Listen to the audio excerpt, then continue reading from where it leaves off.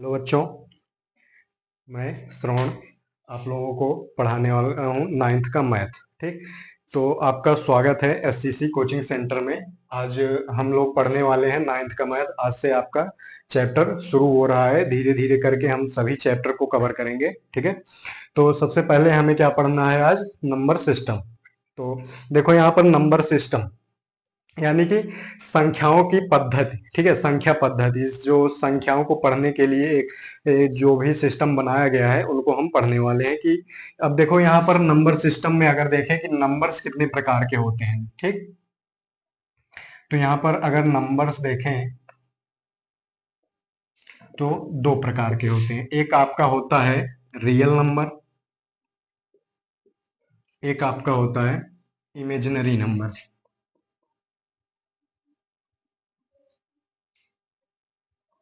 Imaginary number यानी कि अगर हिंदी में देखें तो हिंदी में होगा वास्तविक संख्या,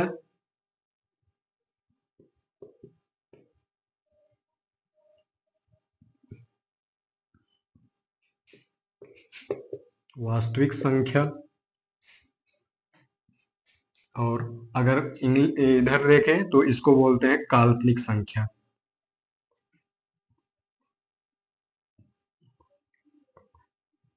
काल्पनिक संख्या, ठीक है, काल्पनिक संख्या।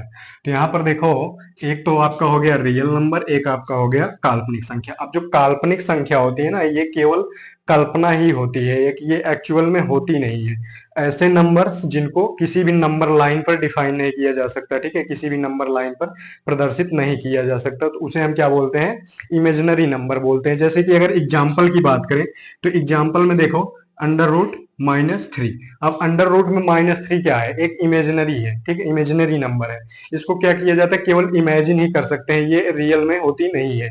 ठीक है, या करड़ी में जितनी भी अगर माइनस में, अगर करड़ी में माइनस में आ रहा है तो वो सारे के सारे क्या होते हैं? इमेजिनरी नंबर होते हैं। और इमेजिनरी नंबर को प्रदर्शित किया जाता है आयोटा से।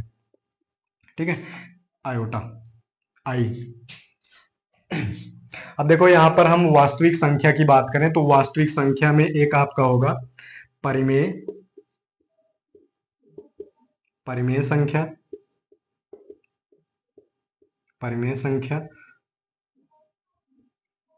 परिमेय संख्या। और एक आपका होगा अपरिमेय संख्या। अपरिमेय संख्या इंग्लिश में देखें तो ये आपका होगा रेशनल नंबर,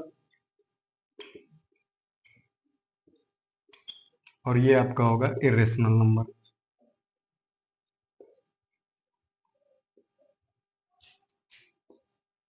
इरेशनल नंबर। अब देखो यहाँ पर परिमेय संख्या, परिमेय संख्या में देखें तो परिमेय संख्या में आपका आएगा इंटीजर। ठीक है, परिमेय संख्या यानी कि ये रेशनल नंबर, रेशनल नंबर के ब्रांच की बात करें तो इसमें आएगा इंटीजर। इंटीजर, इंटीजर को बोलते हैं पूर्णांक। ठीक है, इंटीजर यानी कि पूर्णांक। अब यहाँ पर इंटीजर में देखें तो इंटीजर में आएगा आपका होल नंबर।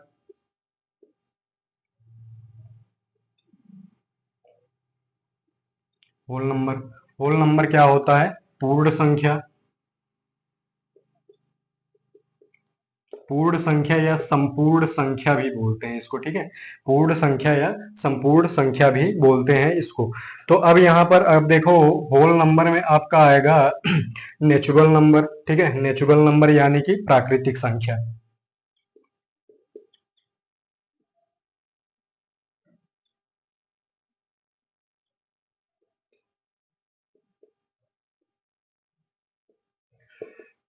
प्राकृतिक संख्या। तो ये तो हो गया। अब इसमें आपका एक और आता है प्राइम नंबर, को प्राइम नंबर, सहभाज्य संख्या, भाज्य संख्या, वो भी आते हैं, तो उनको बाद में हम देख लेंगे ऐसे ही। लेकिन बेसिकली जो नंबर्स आपके हैं वो इतने पार्ट में डिवाइड किए गए हैं। यानी कि नंबर्स जो है दो प्रकार के होते हैं, एक आपके होते हैं रियल नंबर, एक आपका होता है इमेजिनरी नंबर। ये रियल नंबर क्या होता है? वास्तविक संख्या। और इमेजिनरी नंबर क्या होता है? काल्पनिक संख्या। काल्पनिक संख्या क्या होती है? जिसको हम केवल कल्पना कर सकते हैं, एक्चुअल में ये होती नहीं है, यानी कि जिसको किसी भी नंबर लाइन पर डिफाइन नहीं किया जा सकता। और वास्तविक संख्या क्या होती है? वास्तविक संख्या वो सभी संख्या है जिनको नंबर लाइन पर प्रदर्शित किया जा सकता है। अब देखो वास्तविक संख्या दो प्रकार की होती है, एक होती है आपकी परिमेय संख्या, एक होती है अपरिमेय संख्या। अब परिमेय संख्या क्या है, इंटीजर क्या है, होल नंबर क्या है, नेचुरल नंबर क्या है, इन सबको हमें एक एक करके अब आगे पढ़ेंगे, ठीक है। तो चलिए इसको, जिसको स्क्रीनशॉट लेना हो स्क्रीनशॉट ले लो, जिसको लिखना हो लिख लो। चलो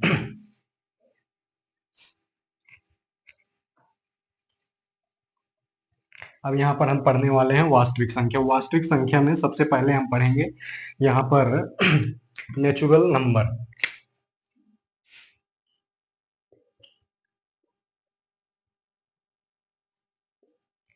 नेचुरल नंबर, नेचुरल नंबर यानी कि प्राकृतिक संख्या।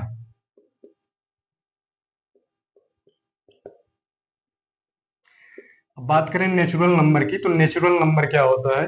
नेचुरल नंबर यानी कि वन से लेके जितनी भी अनंत तक, इन्फिनिटी तक जितनी सारी संख्याएं होती हैं जिनको हम गिन सकते हैं, या काउंटेबल जितनी भी नंबर्स होती हैं वन टू इन्फिनिटी तक, तो वो सारे क्या होते हैं? आपके नेचुरल नंबर कहलाते हैं, ठीक है। वो सभी होते हैं नेचुरल नंबर। यानी कि अगर हम यहाँ से बात करें कि एक, दो, तीन, यानी कि एक से लेकर जितनी भी अनंत तक संख्याएं हैं, एक, दो, तीन, चार, डॉट डॉट इन्फिनिटी लेंगे, ठीक है। वन, यानी कि वन टू इन्फिनिटी जितनी सारी संख्याएं हैं सभी क्या होती हैं? नेचुरल नंबर्स होते हैं, प्राकृतिक संख्या। तो देखो इसकी परिभाषा अगर देखें तो एक से लेकर अनंत तक की सभी गिनने योग्य संख्या प्राकृतिक संख्या कहलाती है, ठीक। एक से लेकर अनंत तक की सभी गिनने योग्य संख्याएं प्राकृतिक संख्या कहलाती है, ठीक है। अब देखो प्राकृतिक संख्या हो गया, अब दूसरा क्या था? दूसरा पूर्ण संख्या यानी कि होल नंबर। देखो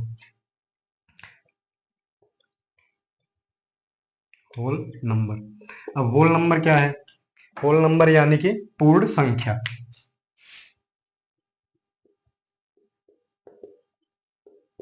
पूर्ण संख्या, तो पूर्ण संख्या अगर हम यहाँ पे देखो, नेचुरल नंबर में अगर हम जीरो जोड़ देंगे, ठीक है, नेचुरल नंबर में अगर हम जीरो जोड़ देंगे तो वो क्या हो जाएगी? आपकी होल नंबर हो जाएगी, ठीक है। नेचुरल नंबर में जीरो जोड़ देंगे तो वो क्या हो जाएगी? आपकी होल नंबर हो जाएगी। देखो यहाँ पर जीरो, कामा, एक, दो, तीन, चार, डॉट डॉट इन्फिनिटी, यानी कि ये आपका इतना क्या हो गया? इतना आपका हो गया नेचुरल नंबर। इसमें हमने क्या ऐड कर दिया? जीरो ऐड कर दिया। तो नेचुरल नंबर में जीरो ऐड कर देंगे तो क्या हो जाएगा? होल नंबर हो जाएगा, ठीक है। देखो इसकी परिभाषा की अगर बात करें तो देखो इसकी परिभाषा देखेंगे, प्राकृतिक संख्या में जीरो, शून्य जोड़ने से वह पूर्ण संख्या कहलाती है, ठीक है। तो यहाँ पे क्या होगा? सभी प्राकृतिक संख्या में, सभी जितनी भी आपकी प्राकृतिक संख्याएं हैं सभी, उनमें अगर हम क्या कर देंगे? जीरो ऐड कर देंगे तो वो क्या कहलाएगा? आपका होल नंबर कहलाएगा, ठीक है। यानी कि प्राकृतिक संख्या होल नंबर कहलाएगा, ठीक। प्राकृतिक संख्या में जीरो जोड़ेंगे तो वो आपका हो जाएगा होल नंबर। अब देखो अगला क्या था? अगला था आपका इंटीजर, ठीक है। अगला क्या था? अगला था इंटीजर।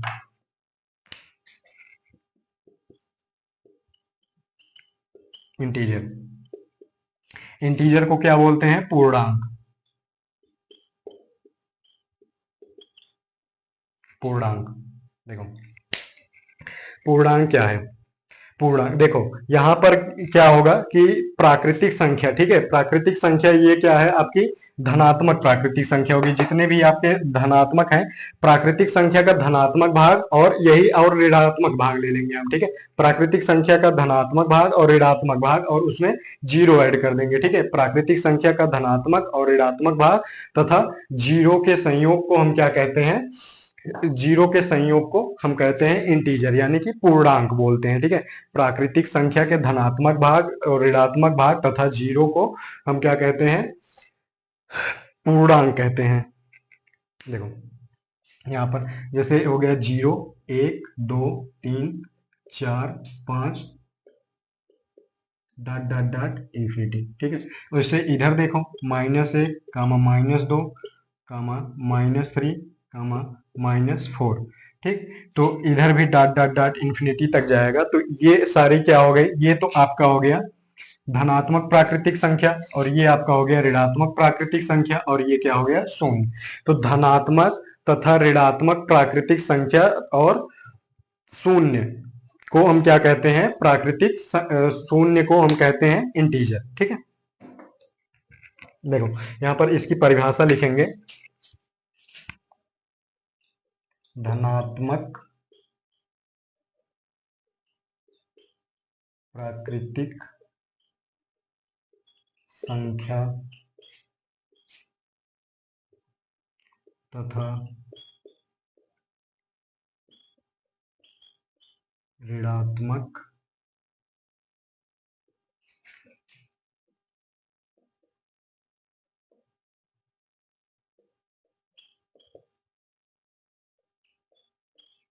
ऋणात्मक प्राकृतिक संख्या और शून्य को पूर्णांक कहते हैं, ठीक। देखो तो यहां पर हमने क्या देखा, सबसे पहले नेचुरल नंबर क्या होते हैं, एक से लेके अनंत तक की संख्याओं को हम क्या कहते हैं, प्राकृतिक संख्या, यानी कि 1 2 3 4 इंफिनिटी तक जितनी भी सारी संख्याएं हैं ये सब क्या कहलाएगा, नेचुरल नंबर कहलाएगा। और देखो अगर नेचुरल नंबर में हम क्या कर देंगे, जीरो ऐड कर देंगे तो ये क्या हो जाएगा आपका, ये आपका हो जाएगा होल नंबर। और देखो यहाँ पर अगर हम क्या कर देंगे देखो अगर अब यहाँ पे देखो इंटीजर क्या होता है, धनात्मक प्राकृतिक संख्या और ऋणात्मक प्राकृतिक संख्या तथा शून्य को हम क्या बोलते हैं, यहाँ पर इंटीजर बोलते हैं। अब यहाँ पर यहाँ पर ये भी एक नोट पॉइंट है कि यहाँ पर सभी जो प्राकृतिक संख्याएं हैं, सभी प्राकृतिक संख्याएं क्या होती हैं, होल नंबर होती है, ठीक है, सभी प्राकृतिक संख्याएं क्या होती हैं, पूर्ण संख्या होती है, लेकिन सभी पूर्ण संख्या प्राकृतिक संख्या नहीं होती है, ठीक है, क्यों नहीं होती है, क्योंकि जीरो है इसमें, जीरो आपकी जो है प्राकृतिक संख्या नहीं होगी। तो चलो यहाँ पर ऐसे लिख लेते हैं,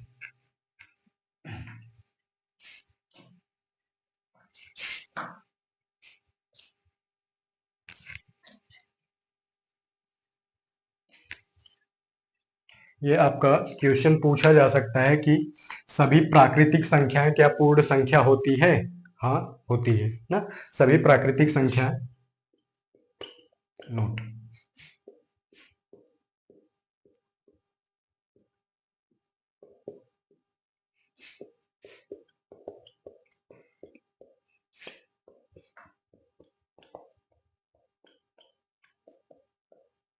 सभी प्राकृतिक संख्या पूर्ण होती है, बट लेकिन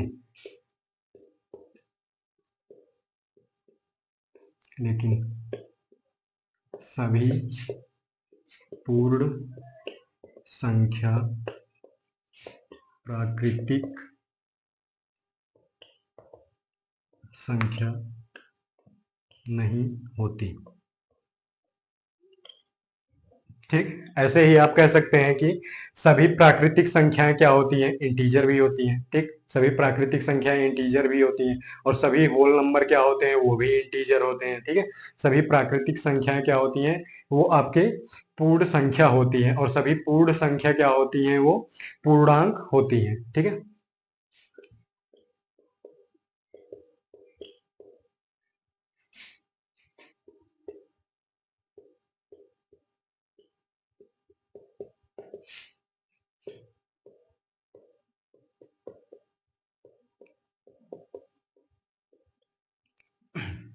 सभी पूर्ण संख्या पूर्णांक होती हैं, लेकिन सभी पूर्णांक क्या होते हैं, वो पूर्ण संख्या नहीं होती हैं। चलो, अब यहां पर अगला नंबर की हम बात करें तो अगला नंबर है आपका रेशनल नंबर। अगला नंबर है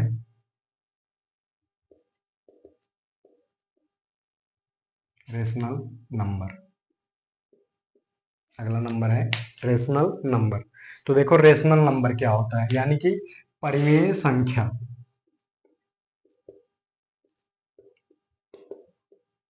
रेशनल नंबर ऐसे नंबर जिनको क्या किया जाता है, पी बटे क्यू के रूप में लिखा जाता है ना, ऐसे नंबर जिनको पी बटे क्यू के रूप में लिखा जा सकता है, वो सभी क्या होते हैं, रेशनल नंबर्स होते हैं। ठीक है, और पी बटे क्यू के रूप में लिखा जा सकता है, लेकिन जो उसका हर होता है यानी कि क्यू, वो कभी भी शून्य नहीं होना चाहिए। ठीक है,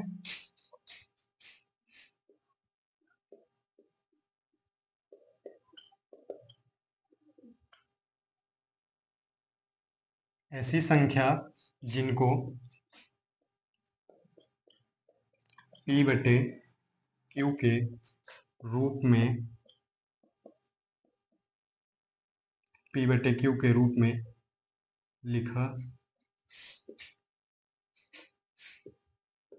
जा सकता है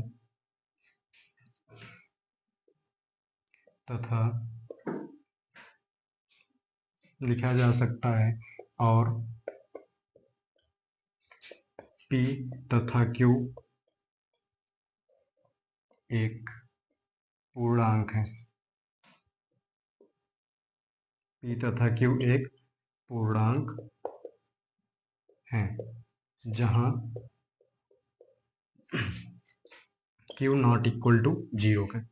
ठीक, यानी कि रेशनल नंबर क्या होती है, ऐसी संख्या जिनको P बटे Q के रूप में लिखा जा सकता है, और P और Q क्या होनी चाहिए, एक पूर्ण संख्या होनी चाहिए। ठीक है, P और Q इंटीजर होनी चाहिए, और जहां पर क्या होना चाहिए, Q जो है वो शून्य के बराबर नहीं होना चाहिए। ठीक है, जैसे देखो एग्जाम्पल देखते हैं, इसकी एग्जाम्पल की बात करें तो यहाँ पर अगर हम देखें कि जैसे यहाँ पर दो ले लिए हम, दो क्या हो गया, एक पूर्ण संख्या है। ठीक है, और इसको हम क्या कर सकते हैं, 2/1 के रूप में लिख सकते हैं। ये भी क्या हो गया आपका पी बटे क्यू में हो गया, तो ये क्या हो गया, परिमेय संख्या।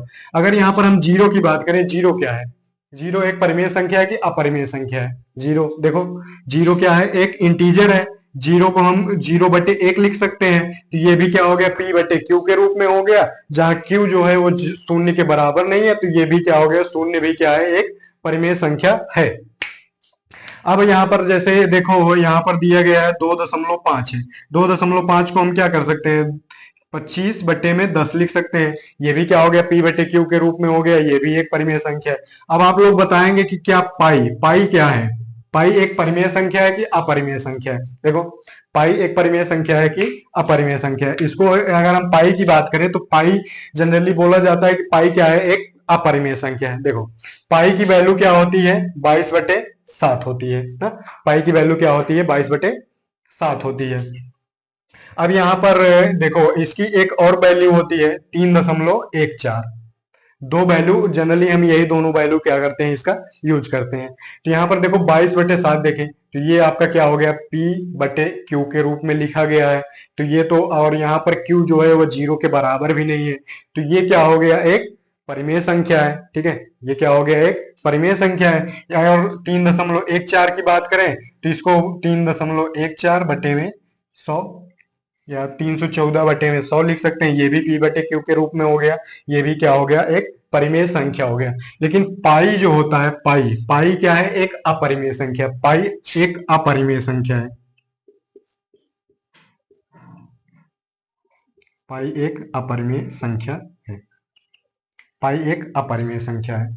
पाई क्या है, एक अपरिमेय संख्या। क्यों एक अपरिमेय संख्या है, क्योंकि पाई की वैल्यू जो हम 22/7 या 3.14 ले रहे हैं, ये एक्चुअल में इसकी वैल्यू होती ही नहीं है। पाई की एक्चुअल में वैल्यू होती ही नहीं है 22/7 और 3.14। क्यों नहीं होती है, क्योंकि अभी तक पाई की जो है एग्जैक्ट वैल्यू अभी तक ज्ञात ही नहीं की जा सकी है। अभी भी वैज्ञानिक जो है पाई की वैल्यू ज्ञात कर रहे हैं। तो पाई की ये जो है, ये जो दोनों वैल्यू हम न्यूमेरिकल के लिए यूज करते हैं, ये जो है पाई की वैल्यू नहीं है। एग्जैक्ट वैल्यू नहीं है ये पाई की। तो पाई की वैल्यू जब अभी तक ज्ञात ही नहीं की जा चुकी है, तो जो चीज ज्ञात ही नहीं है तो उसको हम परिमेय संख्या में कैसे व्यक्त कर सकते हैं? वो परिमेय संख्या होगा ही नहीं। ठीक है, पाई की जो एग्जैक्ट वैल्यू है 3.1416 ऐसे डॉट डॉट डॉट, अभी तक ये जो है ज्ञात नहीं हो सका है। तो जो अब यहाँ पर ये ज्ञात नहीं हो सकता है, ज्ञात नहीं हो सका है, तो इसको हम पी बटे क्यू के रूप में व्यक्त नहीं कर सकते हैं। तो जब ये पी बटे क्यू के रूप में व्यक्त नहीं होगा तो ये क्या है? एक अपरिमेय संख्या होगा। ठीक, तो ये तो हो गई परिमेय संख्या की बात।